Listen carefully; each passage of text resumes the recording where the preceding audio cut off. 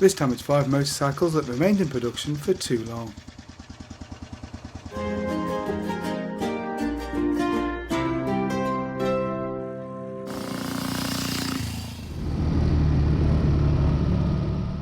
The history of motor vehicles in general is full of vehicles that frankly outstayed their welcome. They were in production just that bit too long. Now often these machines are seen as real valuable classics these days, or really cherished items. Things like in cars, for example, the Mini and the Citroën 2CV.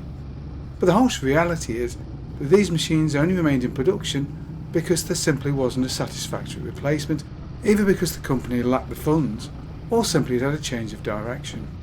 And so here are 5 motorcycles that stayed in production for too long.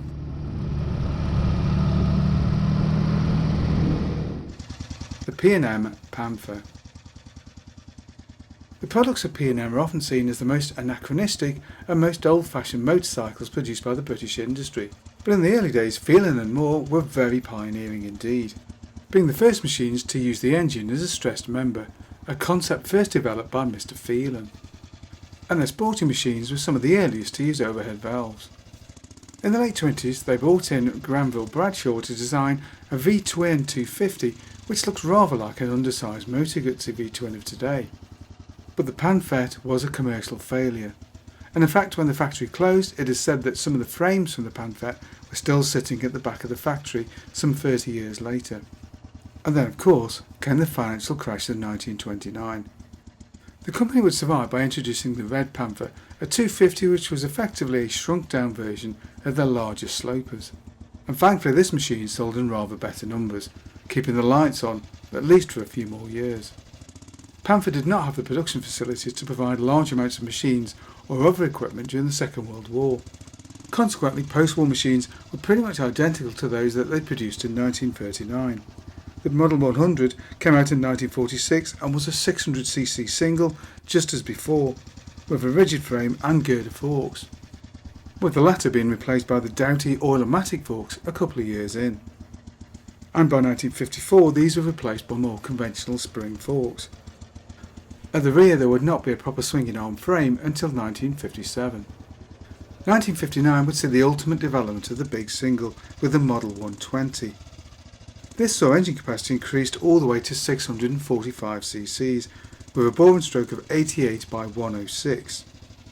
Compression ratio was just 6.5 to 1 and the engine made a very lazy 27 horsepower at 4,500 rpm.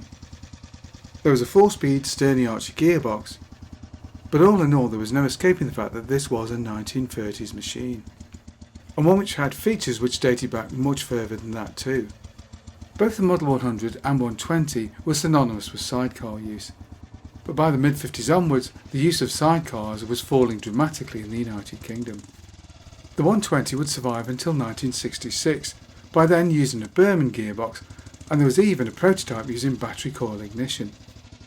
But the reality for Panther was that the company was just too small, like so many other British makes, and quite simply lacked the finances to recover from the failure of the Panther and the crushing effects of the Great Depression. And it is no doubt to the credit of the management team that the company kept going as long as they did. Most companies of similar size didn't reappear after World War II, in fact.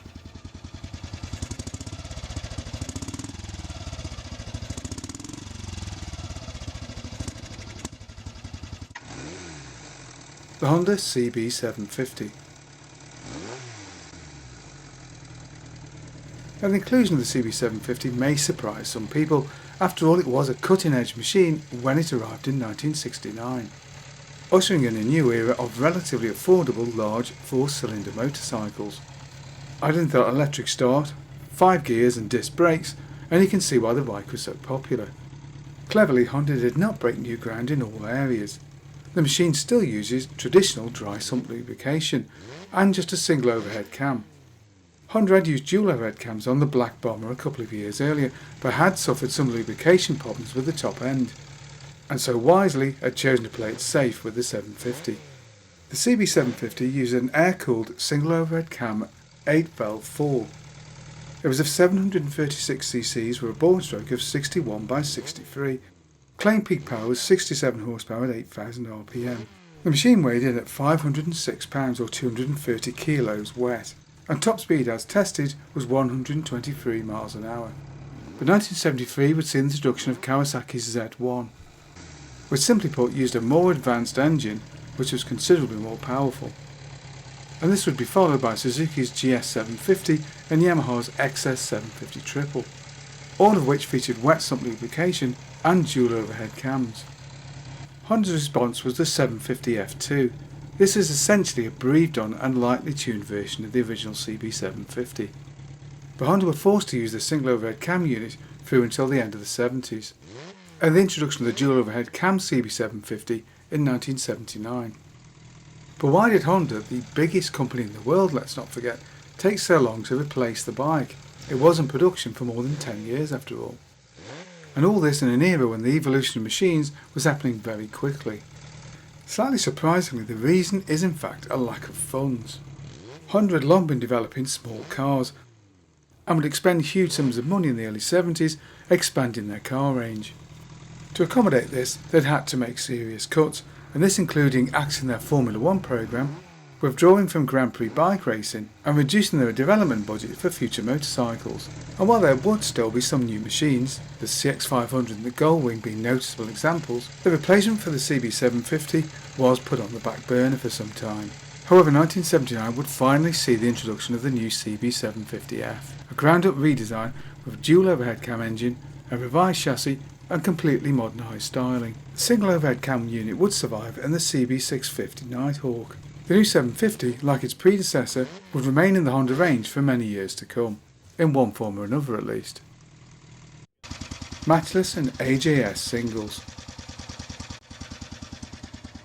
Unlike most of the competitors, the products for AMC were not produced in the Midlands, but at the Matchless factory in Plumstead in London. The company had been truly pioneering in the 1930s, producing a range of VTwins and V4s, and it's even said that Honda's V4s were inspired by the AJS Grand Prix racer of 1939, and during the war would be one of the first British companies to use hydraulically damped telescopic forks. Post-war they would reintroduce their range of singles, but would drop their V-twins in favour of the now very trendy parallel twin.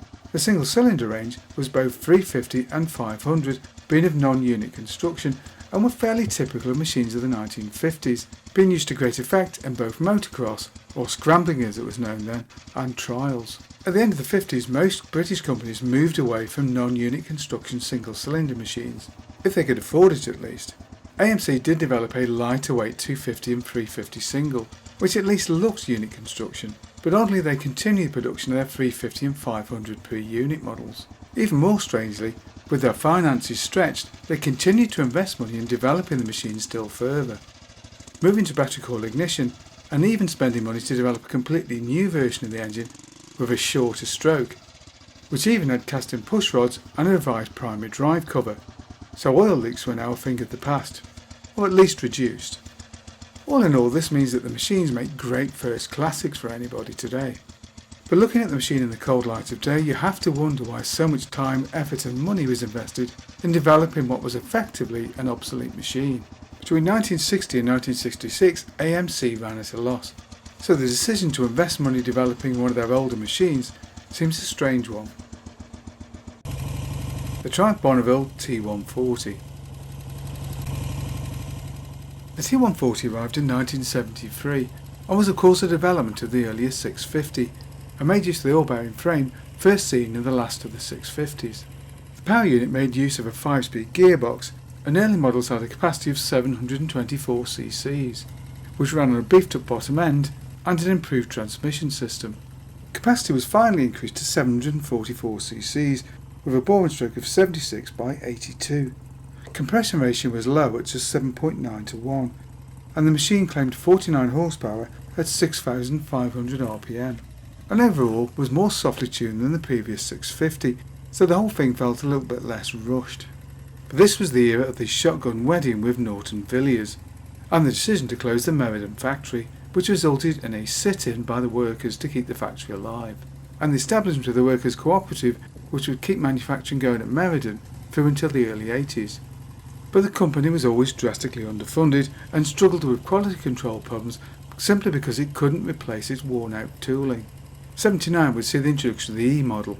This featured electronic ignition and some revisions to the top end to make it run a bit cleaner.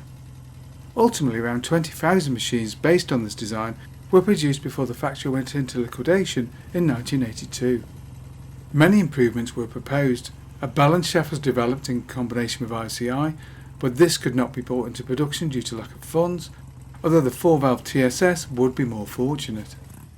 A dual overhead cam replacement for the engine was in continuous development, but the company did not have anything like the money required to get such a machine into production. And the program, known as the Diana by 1982, was unfortunately stillborn. Indian's VTwins. Indian Motorcycles was the brand name of the Hendy manufacturing company from 1901 until 1953, and were the major American competition for Harley-Davidson, being in fact the larger company. Early models featured an Aurora-designed single-cylinder machine, but in 1905 they introduced their first VTwin, and are often recognised as the first American company to build such a machine, beating Harley-Davidson by a couple of years. Competition machines often use F-heads, or sometimes even overhead valve units, but all of the company's road-going VTwins, such as this Scout, featured a side valve layout. This may not give the same ultimate power as an overhead valve design, but it is generally regarded as more dependable, being quieter mechanically and also providing good low-down torque. The company did very well from contracts during World War I and would invest the money to become the largest motorcycle company in the world for a time, but struggled during the 1930s and failed to respond to Harley-Davidson's new knucklehead overhead valve design. During the Second World War they didn't make the same money that Harley-Davidson did from war contracts and began to fall behind. Consequently there was no money left to develop a new overhead valve V-twin. During the 50s new management would bring in a completely new model, but this was a British-inspired parallel twin and not a V-twin, and its commercial failure would bring the company down. What other bikes or collections of bikes would you like to see us feature in a future video? Maybe you've got a bike we can use for a test ride. Either way, get in touch below. Hope you enjoyed that video. If you did, don't forget to like and subscribe, and of course, thanks for watching.